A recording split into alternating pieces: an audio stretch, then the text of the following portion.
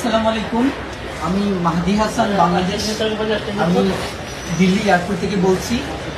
আমার সাথে যেসব ঘটনা হয়েছে এটা আমি বাংলাদেশে এসে প্রেস কনফারেন্স করে হয়তো আমাকে বলতে হবে, বাট আমি জানি না। আমার সাথে অনেকগুলো অকারেন্স হয়েছে এখানে।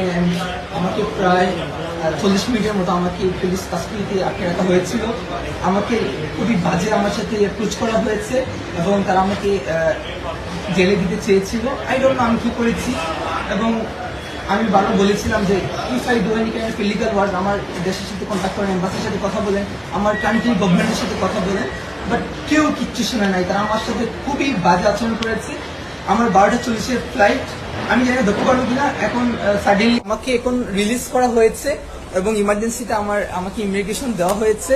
আমার 12:40-এর ফ্লাইট। আমি বাংলাদেশের মানুষকে বলবো যারা আমার জন্য টেনশন করেছেন, thank you everyone.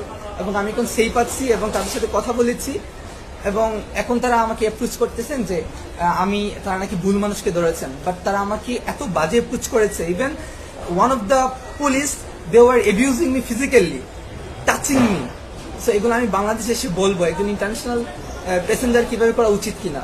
So thank you, I am safe now. এবং তারা আমাকে যে অ্যাপ্রোচ করেছিল যে আমি এসআই সন্তোষকে কিল করেছি, এজন্য আমার মোবাইলকে even as I international passenger তারা কি আমার প্রাইভেসি চেক করতে পারে?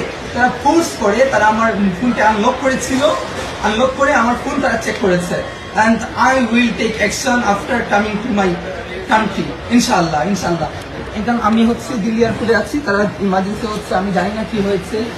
হয়তো আমার দেশ আমাকে সহযোগিতা করেছে, আমাকে তারা ইমিগ্রেশন করিয়েছে এবং বলেছে আমরা যখন ফ্লাইট ওয়েট করছে তো আমি গেলে পর তারা কি করবে। তো থ্যাংক ইউ বাংলাদেশ। এবং আমার এডমিনদেরকে বলবো প্লিজ এটা কি ডাউনলোড করে যেন আমরা রাখি, কারণ আমি জানি না আমার সাথে কি হতে চলেছে।